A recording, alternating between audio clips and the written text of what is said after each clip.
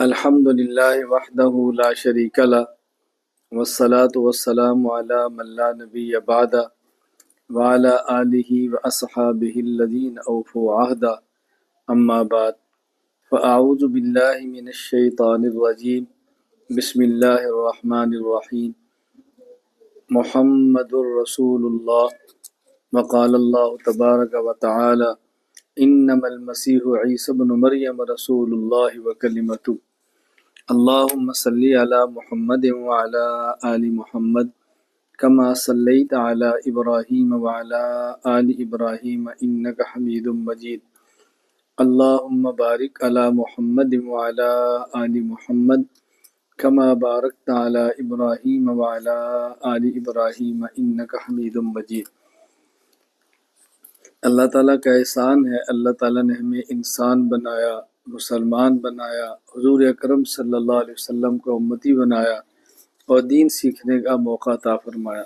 اللہ تعالیٰ کے فضل و کرم سے ہماری ہفتہ وار مجلس علمی کا سلسلہ شروع ہے، اور آپ کے علم میں ہے کہ مجلس علمی میں عقائد، اخلاق اور اعمال پر بات ہوتی ہے۔ ان دنوں ہماری گفتگو چل رہی ہے عقائد کے حوالے سے۔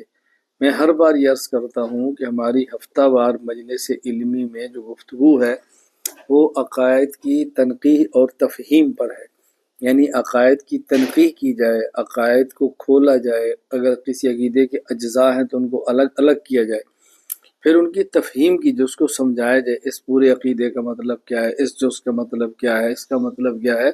تو اس پر دلائل نہیں دیے جا رہے، دلائل پر مستقل ہماری کتب موجود ہیں۔ مثال کے طور پہ جس طرح آج حضرت عیسیٰ بن مریم علیہ السلام کی ہم حیات کے بارے میں بات کریں گے تو مستقل میری اس پر کتاب موجود ہے، حیات عیسیٰ بن مریم علیہ السلام، آپ اس کا مطالعہ فرمائیں، اس پر مستقل بیان موجود ہے، آپ اس کو پڑھیں۔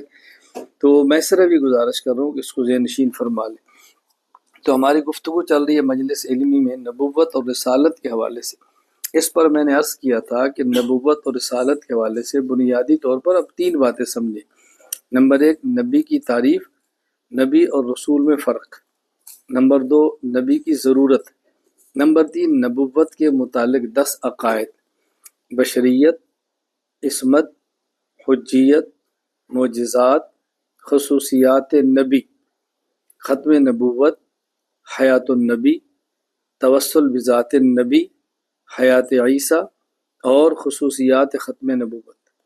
یہ 10 عنوانات، اس پر آج ہم 9ویں عنوان پر بات کریں گے، 9ویں عقیدے پر، جس کا نام ہے حیات عیسیٰ علیہ السلام۔ اس پر مختصر سی میں گزارش کرتا ہوں۔ میں نے پہلے بھی عرض کیا کہ 1 گھنٹے میں کتنی بات کر سکتے ہیں۔ میں حضرت عیسیٰ علیہ السلام کا تعارف اور ان کی والدہ کا تذکرہ، ان کے نانا کا تذکرہ، حضرت عیسیٰ علیہ السلام کے معجزات کا تذکرہ، اس کے بعد آپ کی دوبارہ آمد کا تذکرہ، آپ کے نکاح کا تذکرہ، آپ کی تدفین کا تذکرہ، کچھ اس پر اشکالات ہیں، اس کو میں مختصر وقت میں واضح کرنے کی کوشش کرتا ہوں۔ حضرت عمران، جن کے نام پر مستقل صورت ہے سورہ آل عمران، حضرت عمران یہ بیت المقدس کے امام تھے، اور حضرت عیسیٰ علیہ السلام کے نانا ابو تھے حضرت عمران۔ ان کی اہلیہ زوجہ محترمہ کا نام تھا حنہ بنت فاقوزہ، فا الف قو قاف واو اور زال الف، ان کا نام تھا حنہ بنت فاقوزہ۔ اور ان کا حضرت زکریا علیہ السلام سے رشتہ یہ تھا کہ حضرت عمران اور حضرت زکریا علیہ السلام کی بیویاں آپس میں بہنیں تھیں۔ کوئی حضرت عمران حضرت زکریا علیہ السلام کے ہم زلف تھے، بیت المقدس کے امام تھے، اور حضرت عیسیٰ علیہ السلام کے نانا تھے۔ قرآن کریم میں جو سورت ہے سورہ آل عمران، وہ انہی کے نام سے ہے۔ پھر حضرت عمران کا بیٹا جس کا نام ہے ہارون، اور آپ کی بیٹی ہیں جن کا نام ہے مریم، تو گویا مریم ہارون کی بیٹی ہیں، لیکن یہ ہارون وہ نہیں ہے جو موسیٰ علیہ السلام کے بھائی تھے، یہ حضرت عمران کے بیٹے ہیں جن کا نام ہارون ہے۔ قرآن کریم میں ہے یا اخت ہارون ما کان ابوک امرأ سوء وما کانت امک بغیہ، کہ حضرت مریم کے جب عیسیٰ علیہ السلام کی پیدائش ہوئی تو مریم کی قوم نے مریم سے کہا ہارون کی بہن تو نیک عورت تھی، تیرا خاندان نیک تھا، بچہ کہاں سے آیا؟ تو میں نے اس لیے عرض کیا حضرت مریم کی والدہ اور حضرت عیسیٰ علیہ السلام کی نانی حنہ یہ امید کے ساتھ تھی، حاملہ تھی، تو ان کے شوہر عمران کا انتقال ہو گیا جو حضرت عیسیٰ علیہ السلام کے نانا تھے۔ تو یہ حضرت مریم اپنی ماں حنہ بنت فاقوزہ کے پیٹ میں تھی، تو شوہر فوت ہو گیا۔ اس دور کا رواج یہ تھا کہ لوگ اپنی اولاد میں سے کوئی نہ کوئی ایک بیٹا دین کے لیے وقف کر دیتے تھے۔ اللہ کرے یہ رواج ہمارے اندر بھی آئے اور آنا چاہیے۔ ایک باپ سوچے اللہ نے مجھے 2 دیے ہیں، 3 ہیں، 4 ہیں، 5 ہیں، 10 اولادیں دی ہیں، ان میں سے ایک بیٹے کو اللہ کے لیے وقف کر دیں۔ میں گزارش کروں گا جن حضرات اور خواتین تک میری بات پہنچے وہ میری گفتگو کے بعد یہ نیت کریں کہ ہم اپنی اولاد میں سے کم از کم ایک بچہ اللہ کے دین کے لیے وقف کر دیں، اس کا کاروبار، تجارت، ہر چیز سے اس کو بے نیاز کر دیں، اس کے وسائل کا انتظام کریں۔ بیٹا تم دین پڑھو اور دین پڑھاؤ، دین کی خدمت کرو۔ الحمدللہ میرے اللہ کا احسان ہے، میں نے اپنی ذات کو وقف کی ہے اور اپنی پوری اولاد کی نیت کی ہے، باقی میری اولاد کے مقدر ہیں۔ میں نے اپنی اولاد کے نیت کی، ہماری ساری اولاد، میرے گھر والے، ہمارا گھر، سب کچھ اللہ کے دین کے لیے۔ اللہ تعالیٰ مجھے اور آپ سب کو اس کے لیے قبول فرمائے۔ تو حضرت مریم کی والدہ حنہ بنت فاقوزہ نے یہ نیت کی کہ میں چونکہ حاملہ ہوں، امید کے ساتھ ہوں، اگر اللہ نے مجھے بیٹا عطا فرمایا تو میں اس بیٹے کو دین کے لیے وقف کر دوں۔ قرآن کریم میں انہیں منت مانگی، ما فی بطنی محررا فتقبل منی، اے اللہ جو میرے پیٹ کے اندر اگر یہ بیٹا ہے تو قبول فرما۔ اللہ کی شان، جب ان کے یہاں ولادت ہوئی تو بیٹی پیدا ہوئی جن کا نام مریم رکھا۔ اب حضرت کا ذہن یہ تھا حنہ کا کہ میرے یہاں بیٹا پیدا ہوتا میں اس کو دین میں وقف کرتی ہے، بیٹی کا کیا کروں؟ اللہ تعالیٰ فرماتے ہیں وَلَيْسَ الذَّكَرُ كَالْأُنثَىٰ، کہ جو بیٹا تم نے مانگا تھا یہ اس بیٹی کی طرح نہیں ہے جو ہم نے دی ہے۔ کیوں؟ حضرت مریم کی والدہ نے بیٹا مانگا اپنی سوچ اور حیثیت کے مطابق، اور اللہ نے بیٹی دی اپنی شان کے مطابق۔ تم نیت کے اندر مخلص ہو، ہم نے بیٹی دی ہے، یہ بیٹی کئی بیٹوں سے بڑھ کر کام کرے گی۔ دنیا میں کئی ایسی بیٹیاں گزری ہیں کہ جنہوں نے دین کا کام بیٹوں سے بڑھ کر کیا۔ تاریخ میں مثالیں ہیں۔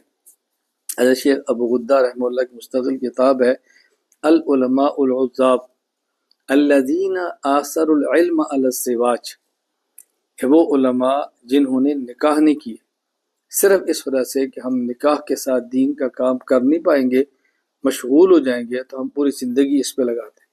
یہ یاد رکھ لیں، حکم ہر بندے کے لیے نہیں ہے کہ اس کو پڑھ کر آپ یہ نیت کر لیں، نہیں، آپ شادی کریں اور سنت کے مطابق زندگی گزاریں۔ ان کی خاص حالات، ان میں ایک خاتون کا ذکر ہے جن کا نام ہے کریمہ بنت احمد۔ ہمارے پاس جو صحیح بخاری کا نسخہ اس کی راویہ ہے کریمہ بنت احمد، کتنی بڑی خاتون تھی، انہوں نے زندگی اس طرح اپنی رکھی۔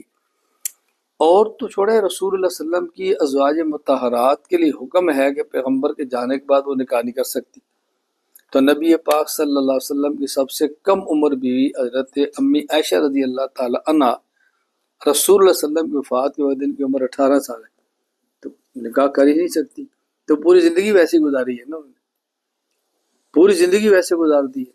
تو میں صرف یہ گزارش کرنا چاہتا ہوں کہ اللہ نے بیٹی عطا فرمائی۔ حضرت مریم کو اللہ تعالیٰ نے خصوصی یہ انعام عطا فرمایا کہ وہ ایک دن میں اتنی پرورش ان کی ہو جاتی بدن کی کہ جس طرح عام بچے کی 1 مہینے کے اندر ہوتی ہے، یعنی گویا کہ 12 دن میں ایسے ہوتی جیسے 1 سال کی ہے، اب 24 دن میں جیسے 2 سال کی ہے۔ تو آپ بتائیں کتنی جلدی اللہ تعالیٰ کے جسم کے اندر ترقی عطا فرمائی۔ ان کے سارے معاملات عام بچیوں سے ہٹ کر تھے، اللہ نے بہت کرم فرمایا۔ حضرت مریم کیونکہ بہت چھوٹی عمر میں سمجھدار ہوگی، تو حضرت مریم کی والدہ نے اب یہ چاہا کہ میں اپنی بیٹی کو کسی کی تربیت میں دوں، والد ان کا فوت ہو گیا اور مسجد اقصیٰ کے وہ امام ہیں، تو مسجد اقصیٰ نے اپنی بیٹی کو لے کر گئی اور بات کی۔ تو وہاں اس وقت جو علماء تھے تورات کے جاننے والے تھے، اور حضرت زکریا علیہ السلام اللہ کے نبی تھے۔ ہر ایک کی خواہش تھی کہ بڑے خاندان کی بیٹی ہے، یہ ہمارے پاس ہے، ہم اس کی تربیت کریں، ہمیں اعزاز ملے۔ تو یہ طے ہوا کہ یہ جو زکریا علیہ السلام ہے اور دیگر جو تورات کے علماء ہیں اپنا قلم لے جس سے تورات کو لکھتے ہیں، اور یہ قلم دریا میں پھینکے۔ تو جس کا قلم پانی کی مخالف سمت یعنی جدھر سے آ رہا ہے ادھر چل پڑے تو یہ بچی کی تربیت وہ کرے گا۔ قرآن ہوا، قرآن کریم میں ہے فَمَا كُنْتَ لَدَيْهِمْ إِذْ يُلْقُونَ أَقْلَامَهُمْ أَيُّهُمْ يَكْفُلُ مریم، قرآن کریم میں جب قلم ڈالے تو زکریا علیہ السلام کا قلم الٹی جانب چلا جدھر سے پانی آ رہا تھا، تو کفارہ زکریا علیہ السلام کے پاس آ گئی۔ اب ظاہر وہ خالو بھی تھے، نبی بھی تھے، تو رشتے بن گئے۔ حضرت زکریا علیہ السلام کی تربیت میں تھیں تو حضرت زکریا علیہ السلام حضرت مریم کو محراب میں رکھتے اور خود دین کی دعوت اور دین کام کے لیے چلے جاتے، محراب کے اندر رکھ دیتے ہو۔ اچھا محراب کسے کہتے ہیں؟ ہم آپ یہ نہ سمجھے کہ محراب سے مراد یہ ہے کہ جو مسجد میں امام کی نماز کے لیے قبلہ کی جانب آج کل آگے جگہ ہے، یہ نہیں، اس کو ہم آج محراب کہتے ہیں۔ قرآن کریم میں جو محراب کا تذکرہ ہے، محراب حربن سے ہے، حربن کہتے ہیں جنگ کو۔ محراب کا معنی ہوتا ہے جنگ کرنے کی جگہ یا جنگ کرنے کا آلہ۔ تو قدیم دور میں رواج یہ تھا کہ لوگ اپنے گھر میں ایک مخصوص جگہ متعین کر لیتے عبادت کے لیے اور اس جگہ کو محراب کہتے، گویا اس جگہ میں نفس اور شیطان سے لڑتے ہیں۔ محراب کا لفظ قرآن کریم میں 2 بار آیا، داؤد علیہ السلام کے قصہ میں استصبر المحراب، داؤد علیہ السلام نے ایک جگہ بنائی تھی اور داؤد علیہ السلام نے 24 گھنٹے اپنے خاندان کی ترتیب یہ بنائی تھی کہ 24 گھنٹے ہمارے گھر میں اللہ کی عبادت ہونی چاہیے۔ اس کی ترتیب یہ بنا لو، فلاں وقت میرا ہے، فلاں بیوی کا ہے، فلاں بیٹے کا ہے، فلاں بیٹی کا ہی ہو، کیا بہترین ترتیب۔ حضرت زکریا علیہ السلام نے بھی محراب تھا عبادت کے لیے، تو آپ نے ان کو وہاں رکھا اور چلے گئے۔ واپس آئے جب محراب کھولا، کیا مطلب گھر کا جو کمرہ تھا کھولا تو حضرت مریم کے پاس بغیر موسم کے پھل تھے، بغیر موسم کے پھل تھے۔ تو زکریا علیہ السلام نے پوچھا یا مریم انا لکی ھذا، یہ کہاں سے آئے ہیں؟ تو انہوں نے کہا من عند اللہ، اللہ کی جانب سے آئے۔ میں نے اس پر تفصیلاً گفتگو کی ہے، اصول ذہن میں رکھ لیں، یہ وقت تفصیلی گفتگو کا نہیں ہے۔ قرآن کریم میں عند اللہ، من عند اللہ، عند ربہم، یہ قرآن کی خاص اصطلاح ہے۔ دنیا میں ہر چیز پہ حقیقی اختیار اللہ کے، ظاہری اختیار کبھی اللہ اپنے پاس رکھتے ہیں، کبھی بندے کو دیتے ہیں۔ جہاں حقیقی اختیار اللہ کے پاس ہے، ظاہری بھی اللہ اپنے پاس رکھے تو وہاں لفظ عند ربہم عند اللہ آتا ہے، اور جہاں حقیقی اختیار اپنے پاس رکھ کے ظاہری اختیار اللہ بندے کو دے دیں تو وہاں لفظ عند ربہم نہیں عند الناس آتا ہے، فرماتے ہیں اللہ کی طرف سے۔ بھائی جو حضرت زکریا علیہ السلام کو رزق ملتا وہ بھی اللہ کی جانب سے تھا نا، لیکن اس میں ظاہری اختیار حضرت زکریا علیہ السلام کے تھے۔ یہ جو مریم کو پھل مل رہا ہے ظاہری اختیار بھی مریم کا نہیں ہے، اس لیے نسبت اللہ کی طرف کی ہے، یہ میرے اللہ کی طرف سے۔ حضرت زکریا علیہ السلام کی عمر 100 سال کے لگ بھگ تھی اور آپ کے اولاد نہیں تھی۔ ہم مریم کی کرامت کو دیکھا تو زکریا علیہ السلام سجدے میں گر گئے، کہا یا اللہ مجھے بیٹا دے دے جو میرا وارث بنے۔ اب مریم نبی نہیں ولیہ ہے، زکریا علیہ السلام نبی ہے، تو آپ نے مریم کی کرامت کو دیکھا تو خدا سے مانگا۔ اس سے کیا بات ثابت ہوئی کہ ولی کی کرامت برحق ہے، لیکن ولی کی کرامت دے کر ولی سے مانگنا یہ عیسائیت ہے، اور ولی کی کرامت دے کر ولی کے خدا سے مانگنا یہ اسلام ہے۔ آج بھی دیکھیں عیسائی مریم کے بت کے سامنے یوں کھڑے ہاتھ باندھ، اور مسلمان مریم کو خدا کے سامنے کھڑے۔ تو زکریا علیہ السلام نے مریم کے خدا سے مانگا اللہ تو مجھے بھی دے دے۔ حضرت مریم تھوڑی بڑی ہوئی تو حضرت جبرائیل انسانی شکل میں آئے، فتمثل لها بشرا سویا۔ سر مریم چونکہ پاک دامن تھی تو فرمایا خدا سے ڈرو، انی اعوذ بالرحمن منک ان کنت تقیا، کیا کرتے ہو؟ تو انہوں نے کہا میں انما انا رسول ربک، میں تو خدا کا پیغام لے کر آیا ہوں، میں تو انسان نہیں ہوں، انسانی شکل کے اندر آیا ہوں، تو آپ کو اللہ کی طرف حکم ہے کہ بیٹا ہوگا۔ تو کہا مجھے بیٹا؟ میرے قریب تو آج تک کوئی مرد نہیں آیا، کیسے ہوگا؟ انہوں نے کہا کذالک، یہ خدا کا فیصلہ ہے۔ تو انہوں نے ان کے گریبان میں اللہ کی جانب سے پھونکا تو اس سے امید کے ساتھ ہوگی۔ اب جب ان کا حمل ٹھہر گیا، یا اللہ میں کیا کروں؟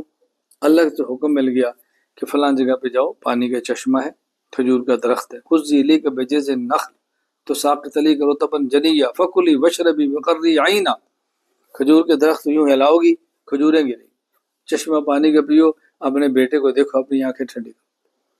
تو حضرت مریم کا بچہ پیدا ہو گیا۔ پیدائش کے بعد خاندان میں کم عمر تھی تو خاندان ہے جیسے عادت یہودیوں نے الزام لگانے شروع کر دی۔ اللہ نے فرمایا جب الزام لگائے نا تو کہنا کہ انی صمت للرحمن، میرا تو روزہ ہے۔ پہلی امتوں میں چپ کے روزے ہوتے تھے، اس امت میں چپ کا روزہ نہیں ہے، کھانے اور پینے کا روزہ ہے، چپ کا نہیں۔ تو میں نے چپ کا روزہ رکھا ہوا، اس سے پوچھو۔ تو انہوں نے کہا اب کیسے اس سے بات کرے، کیف نکلم من کان فی المہد صبیہ، اس سے کیسے بات، بوڑھے کے اندر ہے۔ فاشارت الیہ، اشارہ کیا۔ حضرت عیسیٰ علیہ السلام بگوڑے میں ہیں، بچے ہر بول پر انی عبداللہ، میں اللہ کا بندہ ہوں، خدا نے مجھے کتاب دی ہے، اللہ نے مجھے نبوت دی ہے، اور اللہ نے مجھے اپنی ماں کا فرما بردار بنایا۔ اللہ، چونکہ باپ تو تھا ہی نہیں نا، ماں کا فرما بردار بنایا۔ خدا نے مجھے نماز کا حکم دیا، خدا نے مجھے زکوٰۃ کا حکم دی، آیات ہے۔ حضرت عیسیٰ علیہ السلام نے پوری بات فرما دی۔ اب وہ ظاہر ہے یہودی تھے، وہ تو ماننے والے نہیں تھے۔ یہ حضرت عیسیٰ علیہ السلام کی ابتدائی زندگی۔ حضرت عیسیٰ علیہ السلام بڑے ہوئے، اللہ کی طرف سے حکم آ گیا، وہی ہے، دین حق کا آپ نے کام شروع کر دیا۔ تو جب حضرت عیسیٰ علیہ السلام نے کام کیا تو اللہ تعالیٰ نے ان کے ہاتھ پر ان کو معجزات بھی عطا فرمائے۔ نبی کو اللہ معجزات دیتے ہیں۔ ایک معجزہ کیا تھا کہ مٹی کا پرندہ بناتے، اس میں پھونک مارتے، وہ حقیقی پرندہ بن کے اڑ جاتا۔ یہ معجزہ تھا۔ مادر ذات اندھے کو عیسیٰ علیہ السلام اس کی ہاتھ پھیرتے، اس کی بینائی آ جاتی۔ کوڑ جس کو برس کے مرض ہوتی ہے، چہرے پر ہاتھ پھیرتے اس کا چہرہ ٹھیک ہو جاتا۔ حتیٰ کہ مردے کی قبر پہ کھڑے فرماتے قم باذن اللہ، تو مردہ زندہ ہو جاتا۔ عیسیٰ علیہ السلام کو اللہ تعالیٰ نے معجزات عطا فرمائے تھے، لیکن یاد رکھ لیں معجزہ نبی کے اختیار میں نہیں ہوتا کہ جب چاہے کرے، وہ اللہ کی مرضی، جب چاہے کرنے دے، جب چاہے نہ کرنے دے۔ اللہ سے دعا مانگی، آسمان سے دسترخوان ہے، پکے پکائے کھانے قوم کو مل رہے، پکا پکایا کھانا۔ عیسیٰ علیہ السلام کو معجزہ تھا۔ اور کوئی ان کے پاس آتا تو آپ بتاتے کہ تم کیا کھا کر رہے ہو، اور یہ بتا دے ما تدخرون، تم نے گھر میں رکھا گیا، یہ بھی بتا دیتے۔ یہ حضرت عیسیٰ علیہ السلام کا معجزہ تھا۔ خیر، حضرت عیسیٰ علیہ السلام کی قوم ان کی مخالفت پہ اتر آئی، اور یہودی مخالفت تھا، اتنے مخالف ہوئے کہ عیسیٰ علیہ السلام کی جان کے دشمن ہو گئے، اور یہ طے کر دیا کہ عیسیٰ علیہ السلام کو ختم کر دیا جائے۔ اس کے لیے باقاعدہ پولیس کو بھیج دیا، گرفتاری کا آرڈر آ گیا۔ کام کرنے والے بندے ذہن نشین فرما لیں، جس نے کام کرنا ہے اس کو ان مراحل سے گزرنا پڑے گا۔ جو ان مراحل سے گزرنے کے لیے تیار نہیں ہے وہ سوچے کام کر سکتا ہے یا نہیں کر سکتا۔ عیسیٰ علیہ السلام جیسے نبی کے ساتھ بھی ایسا معاملہ ہے، یعنی حضرت عیسیٰ علیہ السلام ایسے انسان تھے کہ نکاح بھی نہیں کیا، مکان بھی نہیں تھا، حتیٰ کہ کھانے کے لیے برتن بھی نہیں تھے۔ حضرت عیسیٰ علیہ السلام کی عجیب زاہدانہ زندگی تھی، عجیب زندگی تھی عیسیٰ علیہ السلام۔ پھر ابھی دوبارہ آئیں گے، پھر سب کچھ آئے گا۔ تو حضرت عیسیٰ علیہ السلام کی آرڈر آ گئی۔ اب آپ ایک مکان کمرے کے اندر ہیں اور یہودیت کی فوج باہر ہے۔ تو حضرت عیسیٰ علیہ السلام کے جو حواری تھے، جس طرح رسول اللہ صلی اللہ علیہ وسلم پر ایمان لانے والوں کو صحابی کہتے تھے، تو انہیں کہتے حواری۔ تو ان کے حواریین نے بتایا کہ یہ معاملہ باہر فوج کھڑی ہے، یہود گرفتار کے لیے۔ حضرت عیسیٰ علیہ السلام نے اللہ سے دعا مانگی تو اللہ تعالیٰ نے عیسیٰ علیہ السلام پر وحی نازل فرمائی اور آپ کو بتایا کہ عیسیٰ آپ پریشان نہ ہوں، وفات ہماری اختیار میں، یہ آپ کو موت نہیں دے سکتے، یہ قتل نہیں کر سکتے، گرفتار نہیں کر سکتے، آپ نہ پریشان ہے۔ اللہ، یہ تو میرا عقیدہ ہے وفات آپ کی اختیار میں ہے، لیکن یہ تو باہر کھڑے ہیں، یہ تو مجھے، پھر آپ میری حفاظت فرمائیں کہ مجھے یقین ہے، لیکن کیسے؟ اللہ فرمایا رافع کہہ دیا، ہم آپ کو آسمان پر اٹھا لیتے ہیں، آپ کے ماننے والوں کو قیامت تک کے لیے مغالب کریں گے، اور ایک وقت آئے گا یہ یہودی آپ کے جسم کے قریب بھی نہیں آ سکیں گے، ہم آپ کو بچاتے ہیں، حفاظت فرمائیں گے، آسمان پر اٹھا لیتے ہیں۔ یہ حضرت عیسیٰ علیہ السلام کو اللہ تعالیٰ نے زندہ آسمان پر اٹھا لیا۔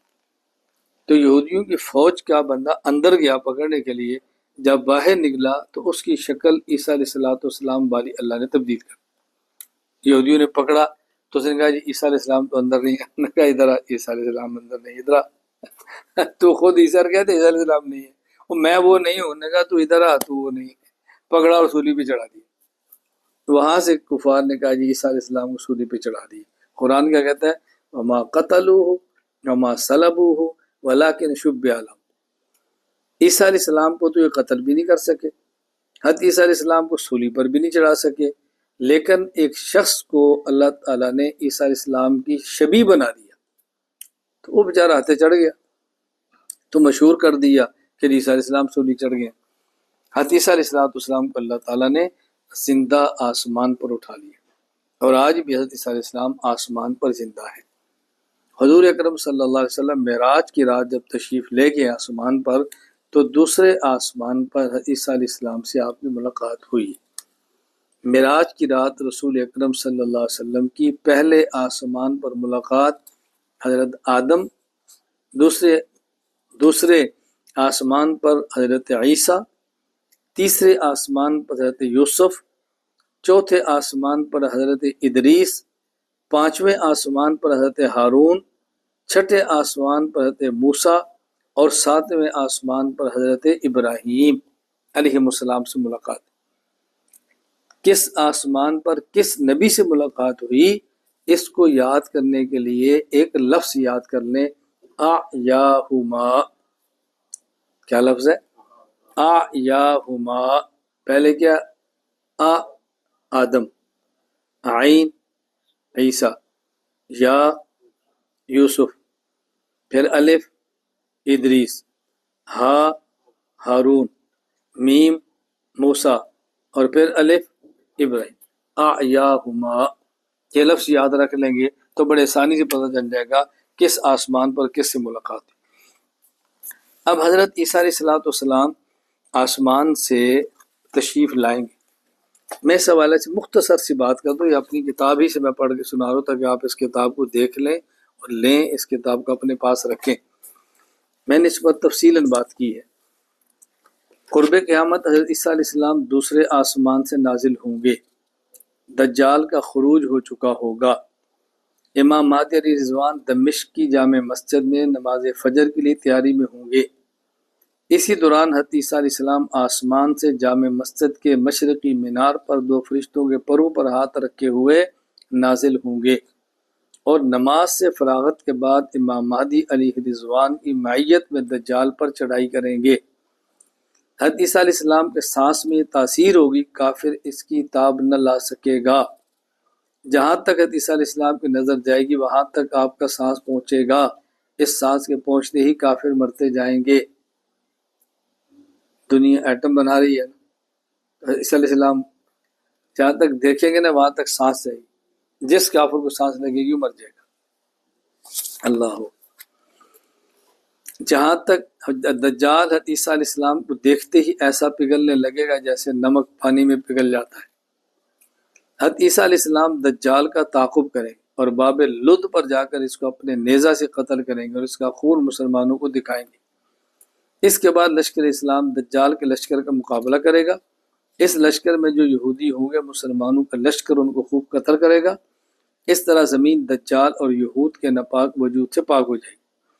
حاکم عادل بنیں گے، حکومت کریں گے، خنزیر کو قتل کر کے یہودیت کو ختم کر دیں گے، صلیب توڑ کے عیسائیت کا وجود ختم کر دیں گے، مال اتنا عام ہوگا کوئی بندہ نہیں لے گا، بھیک مانگنے والے ختم ہو جائیں گے۔ مدینہ منورہ میں آپ صلی اللہ علیہ وسلم کے روضہ مبارکہ میں دفن ہوں گے۔ یہ مختصر سا میں نے تعارف کرایا جو موجود ہے۔ حضرت عیسیٰ علیہ السلام جب جامع مسجد دمشق کے مشرقی کنارہ پر نازل ہوں گے تو دایاں ہاتھ آپ کے ایک فرشتے کے کندھے پر ہوگا اور بایاں ہاتھ ایک فرشتے کے کندھے پر ہوگا، اور جب آپ تشریف لائیں گے تو آپ سر سے ننگے ہوں گے، آپ کے مبارک زلف سے پانی ٹپک رہا ہوگا جس طرح وضو کر کے آئے، کیونکہ جب حضرت عیسیٰ علیہ السلام گئے تھے تو اسی حالت میں گئے تھے، اسی حالت میں عیسیٰ علیہ السلام واپس تشریف لا رہے ہیں۔ ایسے یہ نہ سمجھنا کہ سر پہ ٹوپی نہیں لینی چاہیے، کوئی نیا فتنہ، سر پہ پگڑی لینی چاہیے۔ حضرت عیسیٰ علیہ السلام اپنے کمرے کے اندر تھے نا، تو آدمی کمرے میں خلوت میں پگڑی اتارتا ہے، ٹوپی اتارتا ہے، وضو جو کرتا ہے۔ تو حضرت عیسیٰ علیہ السلام جس طرح اپنے کمرے میں تھے اور وضو کی تیاری میں تھے اور آپ کے سر پہ ٹوپی نہیں تھی، چلے گئے، اسی طرح دنیا پہ نازل ہوں گے اور وہی حالت ہوگی۔ تو آدمی جب وضو کے لیے حمام جاتا ہے، غسل کی تیاری کرتا ہے، تو ٹوپی اور پگڑی تو اتاری ہوتی ہے۔ حضرت عیسیٰ علیہ السلام تشریف لائیں گے۔ حضرت مہدی، دیکھیں ہمارا عقیدہ یہ نہیں کہ مہدی پیدا ہو چکے ہیں اور غار میں چھپے ہوئے ہیں، ہمارا عقیدہ ہے کہ انہوں نے پیدا ہونا ہے۔ کب ہونا ہے اس کی کوئی طے شدہ نہیں ہے، کس تاریخ میں آنا ہے، کس سال میں آنا ہے۔ علامات ہیں، کچھ علامات ہمیں سمجھ آتی، کچھ نہیں سمجھ آتی، بس عقیدہ رکھے کہ انہیں پیدا ہونا ہے۔ تو وہ نماز فجر پڑھانے کے لیے مصلی پر ہوں گے، حضرت تشریف لے آئیں گے۔ مہدی حضرت عیسیٰ علیہ السلام سے درخواست کریں گے کہ آپ نماز پڑھیں۔ حضرت عیسیٰ علیہ السلام فرمائیں گے نہیں، نماز آپ پڑھیں، میں نبی بن کے نہیں آیا، میں نبی ہونے کے باوجود امتی بن کر آیا ہوں، نماز آپ پڑھیں۔ حضرت مہدی نماز پڑھائیں گے۔ حضرت عیسیٰ علیہ السلام حضرت مہدی کے ساتھ رہیں گے اور 7 سال تک ان کے ساتھ رہیں گے۔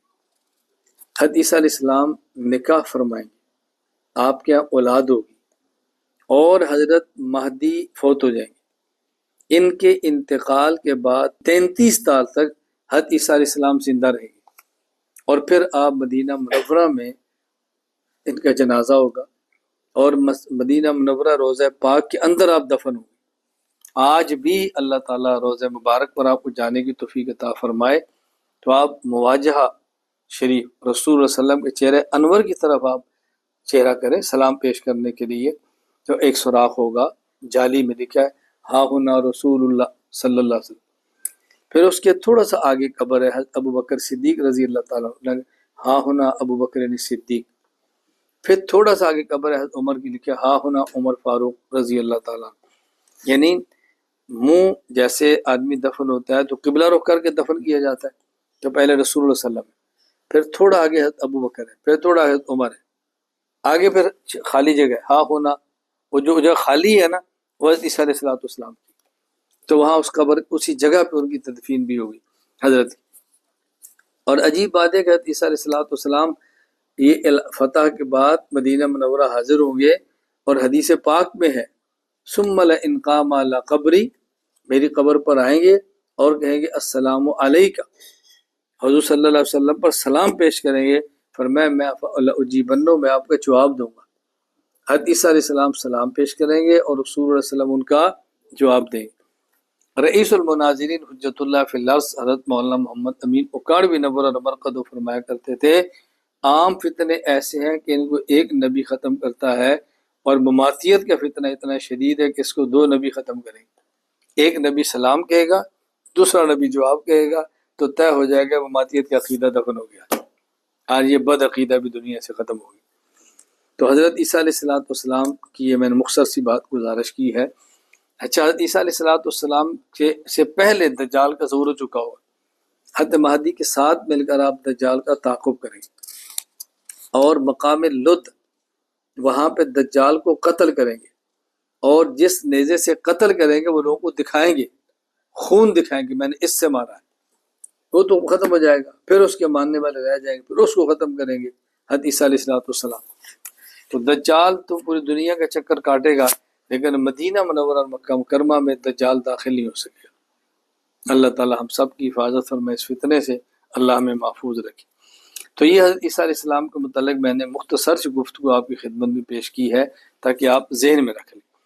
حضرت عیسیٰ علیہ السلام کے حوالے سے ایک واقعہ سورہ آل عمران کے شان نزول میں ہے، اس میں جو ایک گفتگو ہے میں صرف وہ سنا دیتا ہوں کہ حضرت رسول اللہ صلی اللہ علیہ وسلم کی خدمت میں نجران کے نصارہ آئے، عیسائی، حضور اکرم صلی اللہ علیہ وسلم سے ان کی گفتگو ہوئی۔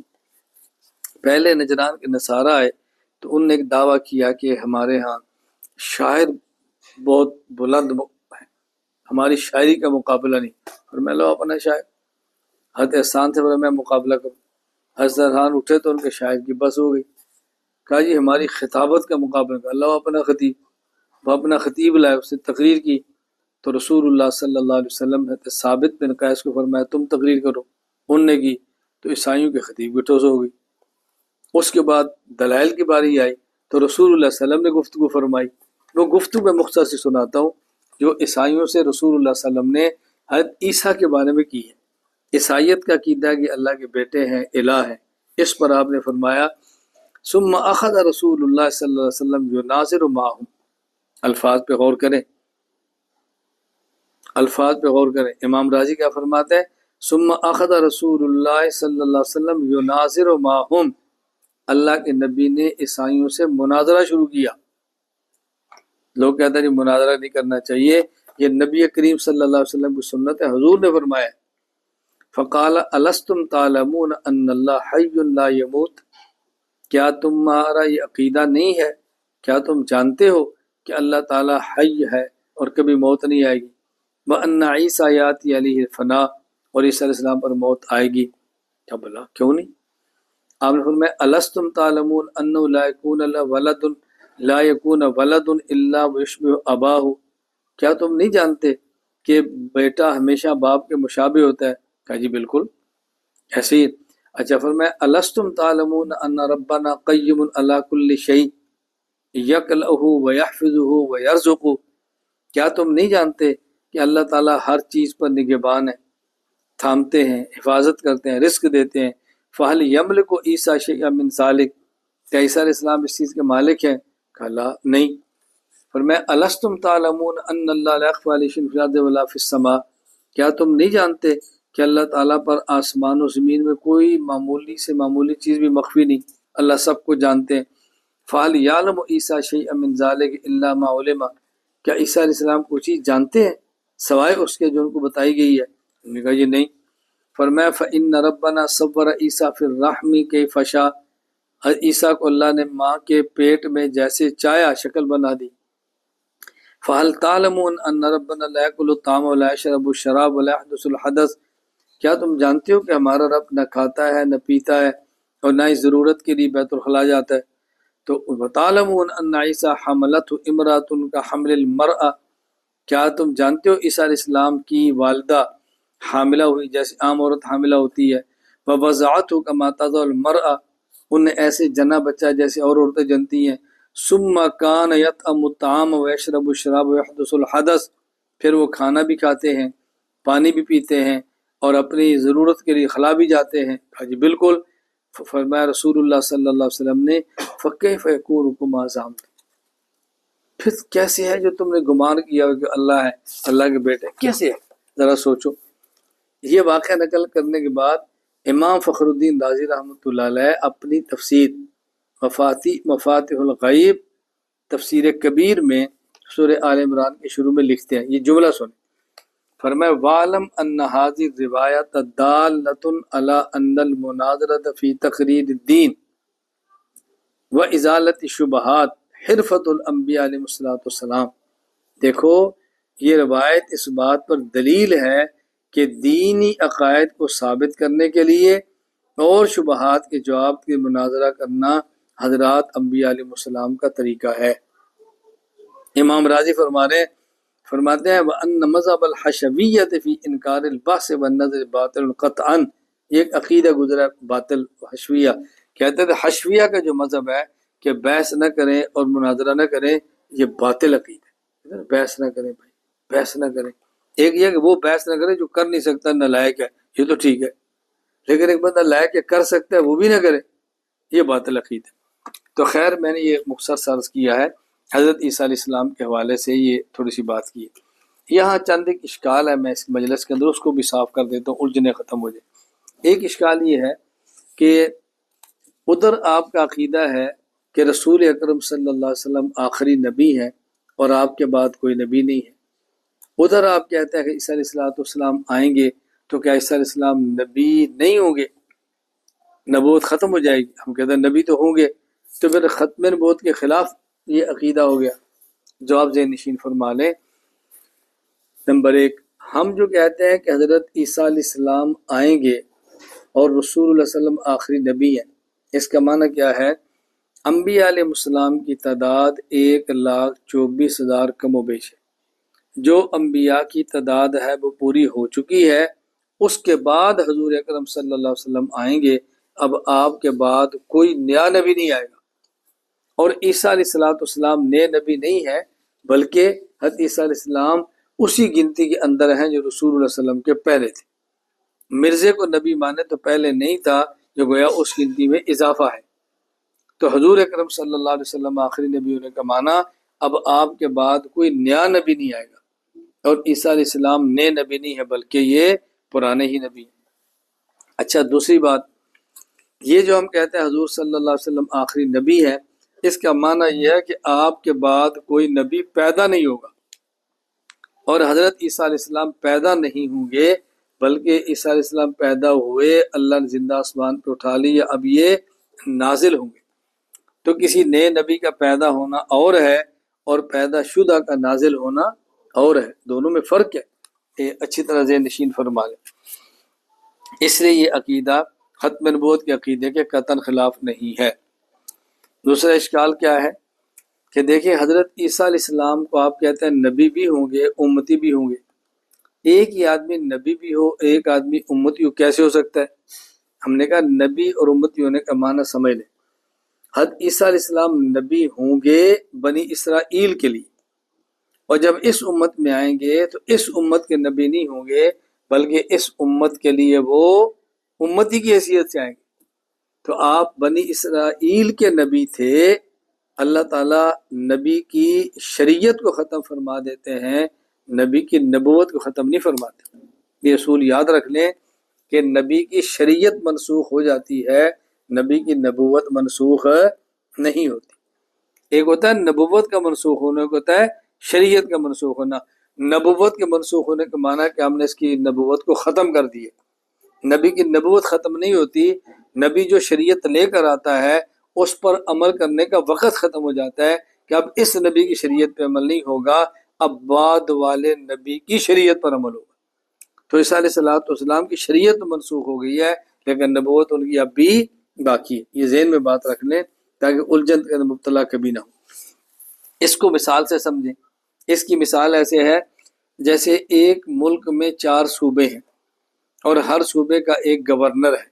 تو اگر ایک صوبے کا ایک گورنر وہ سرکاری میٹنگ کی وجہ سے دوسرے صوبے میں جائے، تو دوسرے صوبے میں جانے کے بعد وہ گورنر تو رہے گا، لیکن اس کے گورنری والے اختیارات اب نہیں چلیں گے۔ کیوں؟ یہ اس کی حدود سے باہر نہ سمجھ آئے تو اگر دنیا میں ایک ملک کا وزیر اعظم دوسرے ملک میں جائے تو دوسرے ملک میں جانے سے اس کی وزارت عظمیٰ ختم نہیں ہوتی، وہ وزیر اعظم ہی رہتا ہے، لیکن وزیر اعظم اس ملک کا نہیں ہوتا جس ملک کے اندر گیا ہے، اس ملک کا ہوتا ہے جہاں سے آیا ہے۔ تو جہاں وزیر اعظم تھا وہاں تو اس کے اختیارات چلتے تھے، لیکن ملک کے بدلنے سے نئے ملک میں اس کے اختیارات نہیں چلتے۔ اسی طرح عیسیٰ علیہ السلام نبی تو ہوں گے، لیکن بنی اسرائیل اس امت کے نہیں، اس امت میں آئیں گے تو بنی اسرائیل کے اس دور کے نبی ہونے کے باوجود اس امت کے امتی ہوں گے۔ ذہن نشین فرما لیں۔ اور حضرت عیسیٰ علیہ السلام کا دنیا میں آنا، اس کے اشارے قرآن کریم میں بھی ہے۔ حضرت عیسیٰ علیہ السلام کی جب بشارت حضرت مریم کو جبرائیل امین نے دی، اس میں ایک جملہ یہ تھا وَيُكَلِّمُ النَّاسَ فِي الْمَهْدِ وَكَهْلًا، ہم تمہیں ایسے بچے کی بشارت دیتے ہیں کہ جب وہ چھوٹا سا بچہ ماں کی گود اور پنگوڑے میں ہوگا لوگوں سے باتیں کرے گا، اور جب وہ بوڑھا ہوگا تو لوگوں سے باتیں کرے گا۔ سوال یہ ہے کہ چھوٹے بچے کا جو ماں کی گود میں ہے، دودھ پیتا ہے، پنگوڑے کے اندر ہے، وہ باتیں کرے، یہ تو ایک قابل تعجب چیز ہے، لیکن ایک بوڑھا آدمی باتیں کرے تو قابل تعجب کیسے؟ بوڑھے تو ساری باتیں کرتے ہیں، وہ نئی بات تھوڑی ہے۔ یہاں تو وہ باتیں بتا رہی ہیں جو عام روٹین سے ہٹ کر ہیں کہ یہ ایسا ہوگا، ایسا ہوگا، ایسا ہوگا، روٹین سے ہٹ کر ہے۔ تو روٹین سے ہٹ کر ہونے کا معنی کیا ہے؟ حضرت عیسیٰ علیہ السلام کو جب اللہ تعالیٰ نے زندہ آسمان پہ اٹھایا تو آپ کی عمر 30 سال سے کچھ اوپر تھی، 32 یا 33 سال۔ تو 32 سال کا بندہ تو بوڑھا نہیں ہوتا، 32 سال کا بندہ بالکل جوان ہوتا ہے، تو پھر بڑھاپے کا معنی کیا ہے؟ اب دیکھیں 32 سال کی عمر یا 33 سال میں اٹھا لیا، اور کتنا عرصہ آسمان پہ رکھا ابھی تو پتہ ہی نہیں ہے نا۔ ابھی تو رسول اللہ صلی اللہ علیہ وسلم عیسیٰ علیہ السلام کے درمیان تقریباً کچھ 600 سال کے لگ بھگ بنتے ہیں سال، اور اب یہ 1500 سال ہی ہو گئے، ابھی تو یہ 2100-2200 سال ہوئے، اب کتنا اور ہوگا خدا بہتر جانتا ہے۔ تو 32 سال کی عمر میں جانا اور کئی سو سال کے بعد آنا، اور پھر 40 سال دنیا میں رہنا، 40 اور 32 72۔ اب باتیں کریں گے تو 72 سال کا عام بندہ بات کرے تو اور ہے، اور ایک ایسا بندہ 72 سال کا بات کرے کہ جو ویسے تو ہو کئی سو سال کا، لیکن اب وہ 72 سال کا ہو، یہ بڑھاپا وہ ہے کہ جو بات کرنا عام روٹین سے ہٹ کرے۔ وَيُكَلِّمُ النَّاسَ فِي الْمَهْدِ وَكَهْلًا، یہ بچپن میں بات کریں گے جس طرح بچہ نہیں کرتا، اور یہ بڑھاپے میں بات کریں جس عمر کے بعد بوڑھا بات نہیں کرتا۔ ان کا بچپن بھی عام لوگوں سے الگ ہے، اور ان کا بڑھاپا بھی عام لوگوں سے الگ ہے۔ بڑھاپا تبھی ہوگا جب ان کو زندہ آسمان پہ اٹھایا جانا مانے۔ پھر حضرت عیسیٰ علیہ السلام کے بارے میں جو معروف اشکال ہے اس کو میں صاف کرتا ہوں کہ بہت سارے لوگوں کا نظریہ ہے کہ حضرت عیسیٰ علیہ السلام وفات پا گئے۔ دلیل کیا ہے؟ اللہ تعالیٰ نے فرمایا یا عیسیٰ انی متوفی کا ورافع ہوگا۔ وہ کہتے ہیں دیکھیں اللہ تعالیٰ نے پہلے فرمایا انی متوفی کا، میں آپ کو وفات دینے لگا ہوں، اور پھر فرمایا ورافع ہوگا، اور میں آپ کو اٹھانے لگا ہوں۔ تو چونکہ وفات پہلے ہے اس لیے متوفی کا لفظ پہلے ہے، اور اٹھانا بعد میں ہے اس لیے رافع کا لفظ بعد میں۔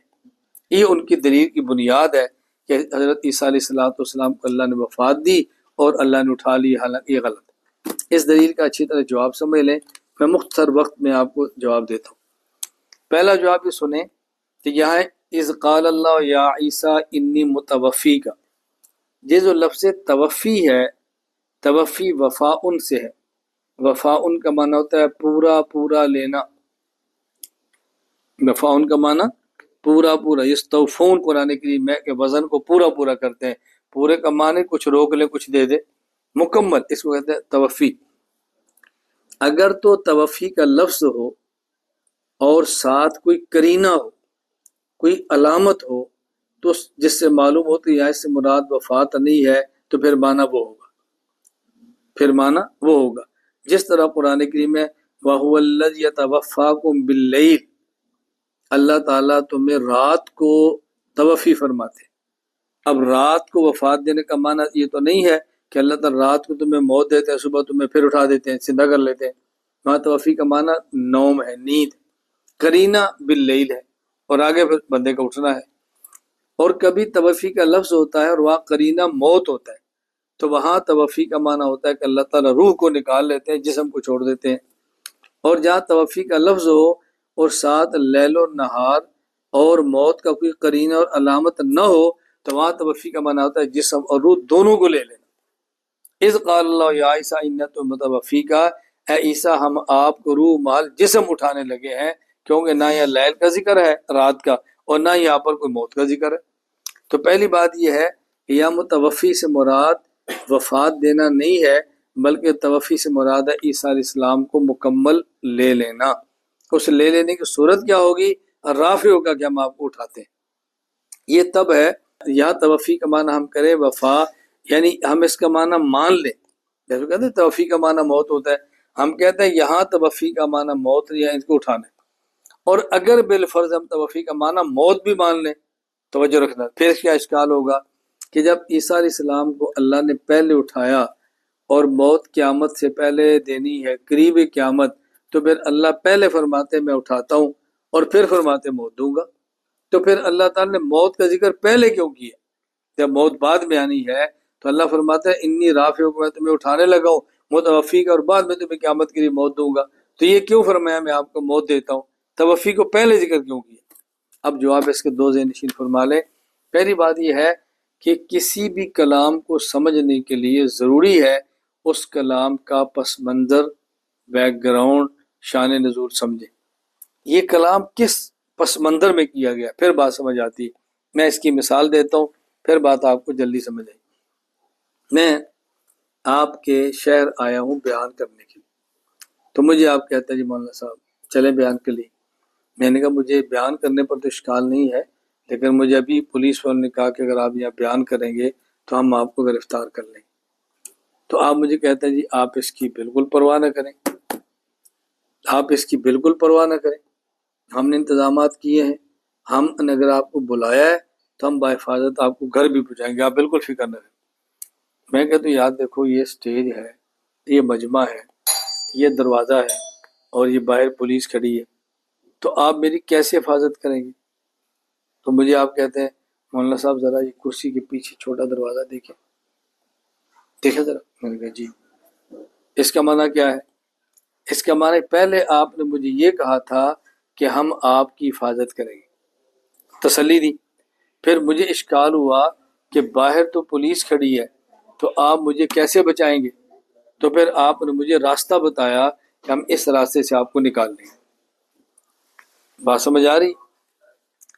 تو اللہ تعالیٰ نے حضرت عیسیٰ علیہ السلام کو پہلے تسلی دی۔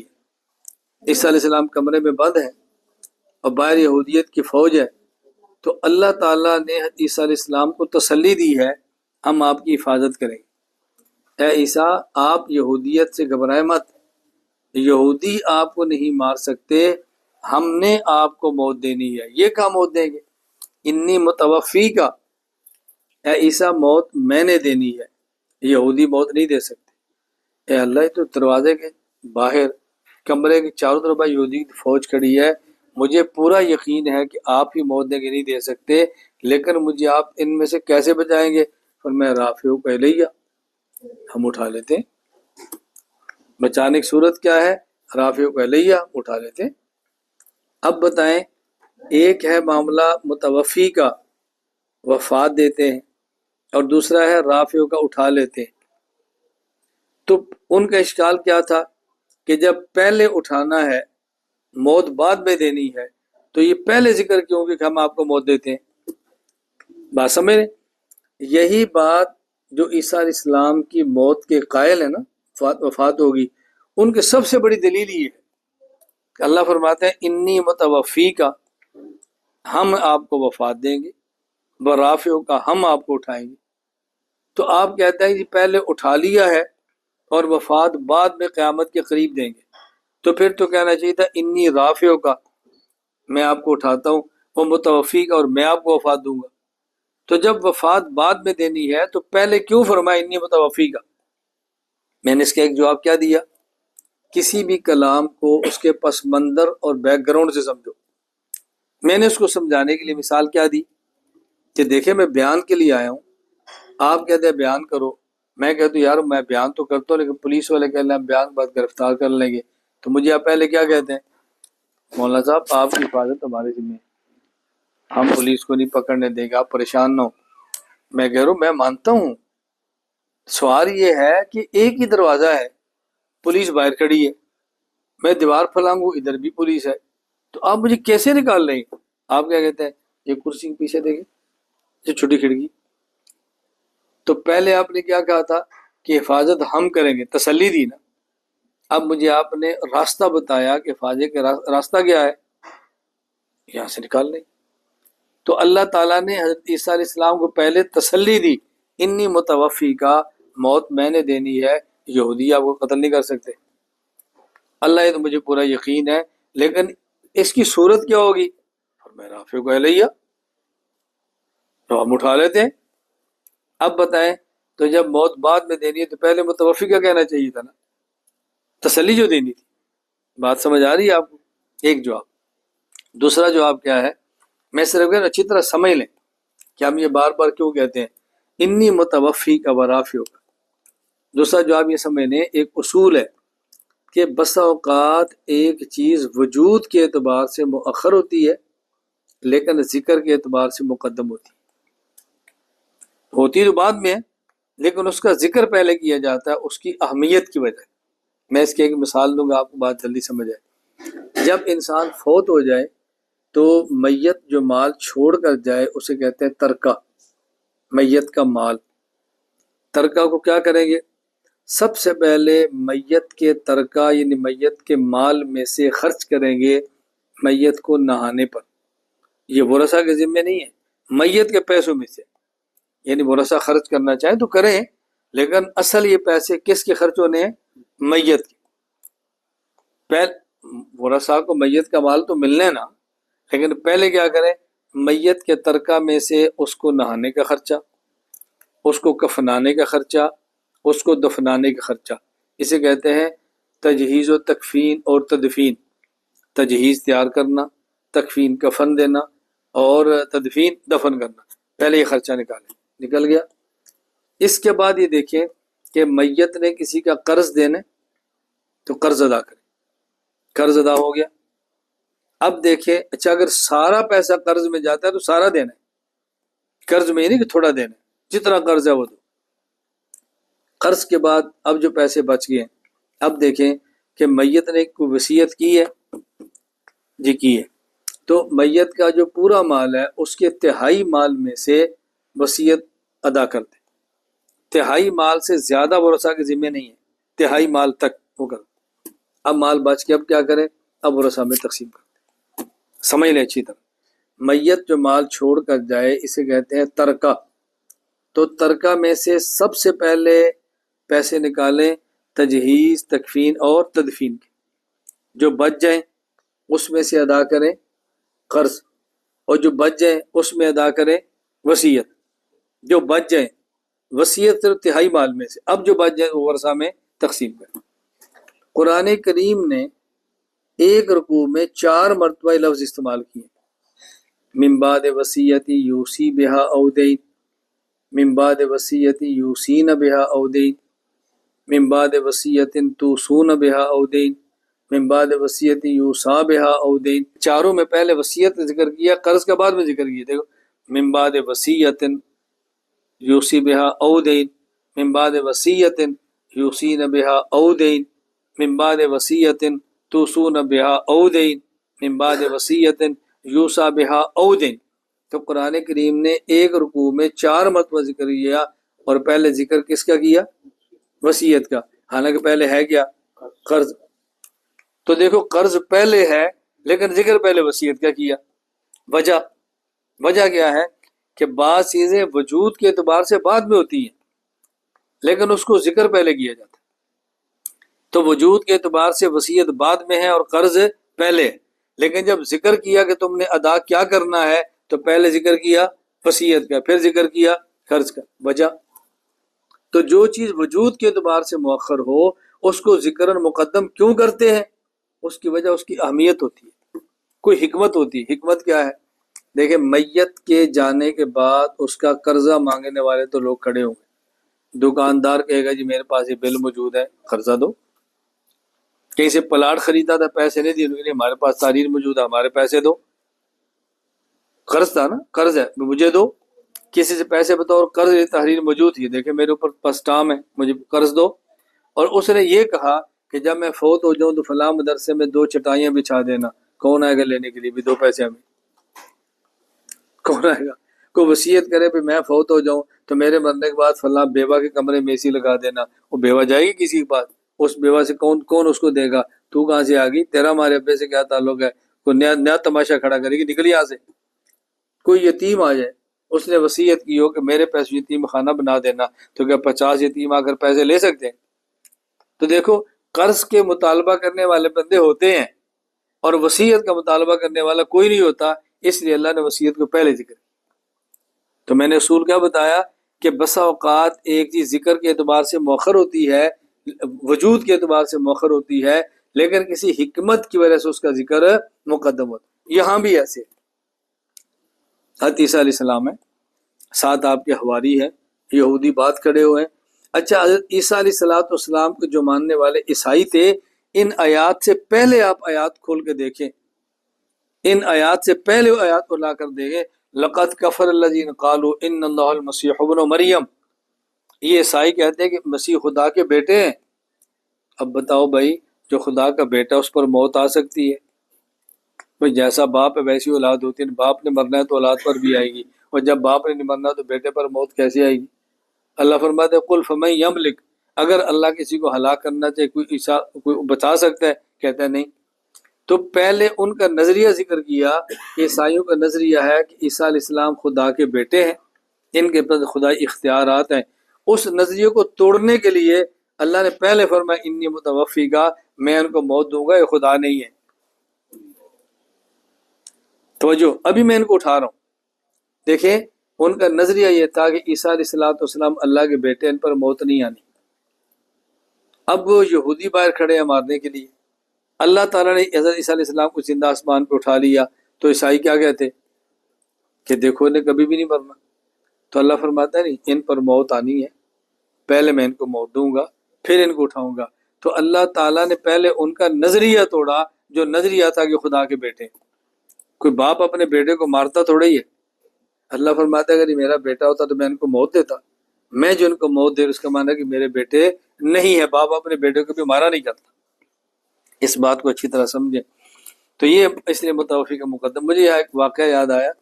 ایک مرتبہ ایک عیسائی کا مناظرہ ہوا ایک مسلمان تھے. مسلمان طالب علم تھا، نوجوان تھا، کمزور تھا، علم پختہ نہیں تھا، جذبات میں آ کے اس نے مناظرہ طے کر لیا. میں اس لیے کہتا ہوں جب مناظرہ کرنا ہو تو تیاری کے ساتھ کریں، بغیر تیاری کے مناظرہ نہ کریں، شرمندگی ہوگی. تو عیسائی پادری ذرا تگڑا تھا، کھران تھا. اس نے گفتگو جب کی تو مجلس میں بیٹھے ہوئے ایک بزرگ جو ذمہ دار تھے، جٹ آدمی تھے، ان پڑھ تھے، انہوں نے محسوس کیا بھائی عیسائی سے یہ ہمارا لڑکے سے عیسائی قابو نہیں آ رہا. وہ کھڑا ہوا، انہوں نے کہا جی میں بات کروں. وہ لڑکے نے کہا بابا جی آپ بیٹھو. انہوں نے کہا نہیں میں بات کروں گا. لوگ کہ بابا جی وہ مولوی ہے، چھوٹا سی مولوی تھا، اسے قابو نہیں رہا. آپ تو ایک دن مدرسے نہیں میں بات کروں گا. جب وہ ڈٹ گیا تو لوگوں نے کہا چلو یار بابا جی کو بات کرنی دو. بابا جی کھڑے ہوئے. انہوں نے عیسائی سے کہا میرے چند ایک سوال ہیں، اس کو سمجھو. میرا پہلا سوال کیا، تم یہ بتاؤ کہ اللہ تعالیٰ کی عمر کتنی؟ اس نے کہا اللہ تعالیٰ تو قدیم ہے ہمیشہ سے. اچھا یہ بتاؤ اللہ تعالیٰ کی طاقت کتنی؟ اس کا وہ تو ان اللہ علی کل شیء قدیر ہے، ان کی طاقت کا کیا کہنا. اچھا یہ بتاؤ اللہ تعالیٰ کے بیٹے کتنے؟ اس نے کہا جی ایک. کیا نام ہے؟ عیسیٰ علیہ السلام. کہا پھر تم مجھے خدا مان لو. میری 60 سال عمر ہے اور 10 بیٹے، اور میرے کسی بیٹے کو ہاتھ لگا کے دکھاؤ یہ خدا ہے؟ کیا پاگلوں والی باتیں کرتے ہو. عمر کتنی ہے؟ کہتا جی ہمیشہ سے. طاقت کتنی ہے؟ ہر چیز پر قادر ہے. بیٹے کتنے ہیں؟ ایک. وہ ایک کدھر گیا؟ اس کو بھی یہودیوں نے مار دیا. یعنی عمر اتنی بڑی، طاقت اتنی بڑی، اور بیٹا ایک ہے، اور وہ بھی دشمنوں نے مار دیا. یہ خدا ہے جو اپنے ایک بیٹے کو بھی نہیں بچا سکا. اس سے بہتر ہے پھر مجھے خدا مان لو. دیکھو میں 60 سال عمر ہے، 10 پتر ہے، کسی کو ہاتھ لگا کے دکھاؤ. اس کا اس عیسائی کے پاس کوئی جواب نہیں تھا. میں اس لیے کبھی کبھی کہا کرتا ہوں بھائی ایک ہوتا ہے مناظرہ، ایک ہوتا ہے جٹ جپا. ایک ہوتا ہے مناظرہ اور ایک ہوتا ہے جٹ جپا. مناظرہ کا معنی ہوتا ہے قانون سے بات کرنا، اور جٹ جپا ہوتا ہے بھی دوسرے کو گرانا ہے جیسے بھی گراؤ. یہ نہ دیکھو قانون ہے کہ نہیں، اس چیز کو پکڑنے کا نہیں، اس کو چھوڑنے کا نہیں، بس پکڑو اور مارو اس کو نہیں. تو ایک جٹ جپا ہوتا ہے، کبھی قانون تو کبھی جٹ جپا ہوتا ہے. ہمارے ایک بزرگ ہوتے تھے، یہ اکاڑا قریب جگہ ہے دیپال پور، وہاں کے حاکم سدھار کے گاؤں کا نام حاجی نیاز چودھری نیاز رحمۃ فوت ہو گیا. بہت غیر مقلدین کے ہتھے چڑھے تھے. الحمدللہ پہ میرے ساتھ جڑ گئے، بہت محبت کرتے تھے. تو اردو نہیں بولتے تھے، اردو نہ لکھتے تھے، میرے بیان بہت سنتے تھے. تو وہ مجھے اپنے لفظ میں کہتے تھے مناظرے. مناظر نہیں کہتے تھے، کہتے تھے مناظرے. میری بہت بڑے مناظرے نہ یاری، یعنی میری مناظرے سے دوستی. پھر مجھے کبھی فون کرتے ہیں کتنے ہو گمر صاحب؟ میں نے کہا جی بس یہ تو لنگ جا ٹپتا اپنے شرینی لے جانا، مگر یہاں جب گزرو تو اپنی مٹھائی لے جاؤ. مٹھائی کا معنی تو کچھ پیسے جمع کر کے رکھے ہوتے. تو جب ان نے غیر مقلد کے بنجے سے نکلے تو ان کی تو جان پہ بن گئی. ان سے تو گائے لینی، عشر لینا، مال لینا.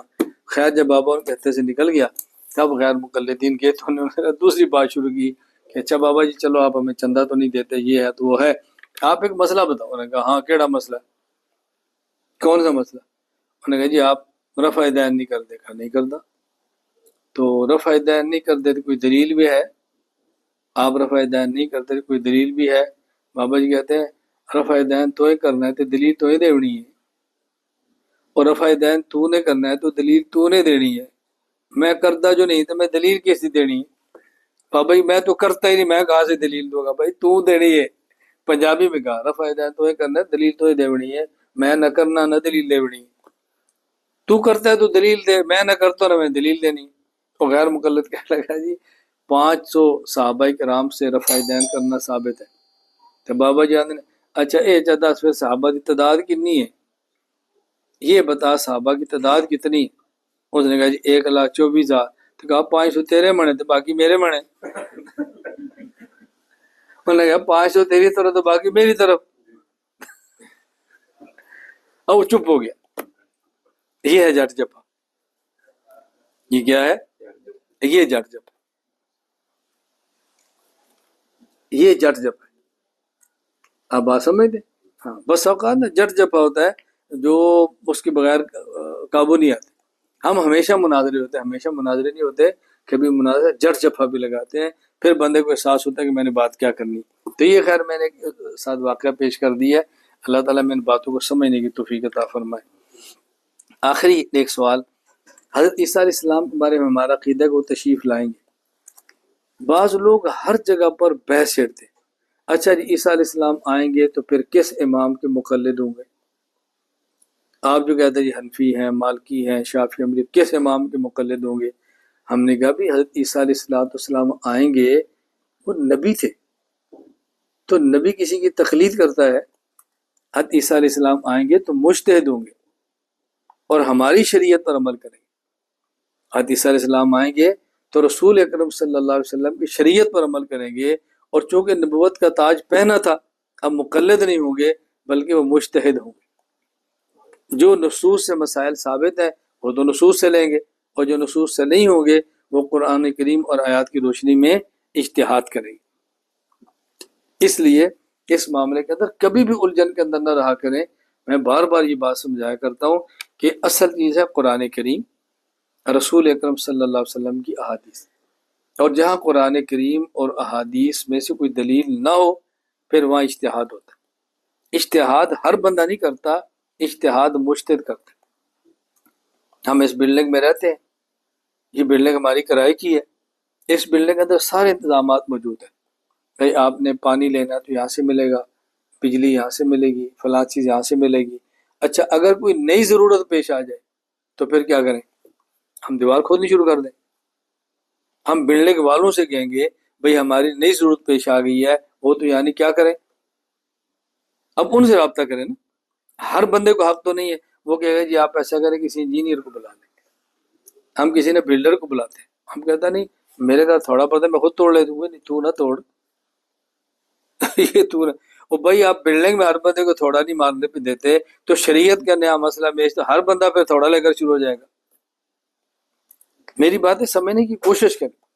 قرات ایک فن ہے، تجوید ایک فن ہے، حدیث ایک فن ہے، تفسیر ایک فن ہے، انہوں نے بات کرنی ہے نا. اللہ ہم سب کی حفاظت فرمائے. تو خیر میں نے آج کی مجلس میں حیات عیسیٰ علیہ السلام پر گفتگو کی ہے. یہ ہمارا نواں عقیدہ ہے، انبیاء علیہ السلام کا متعلق 10واں عقیدہ، خصوصیات خاتم الانبیاء. انشاءاللہ موقع ہوا تو اگلی اتوار کریں گے. اللہ تعالیٰ ہم سب کو بات سمجھنے کی توفیق عطا فرمائے. اللہ تعالیٰ میں عقائد پڑھنے کی، سیکھنے کی، سمجھنے کی، پوری امت میں عام کرنے کی توفیق عطا فرمائے. السلام علیکم ورحمۃ اللہ.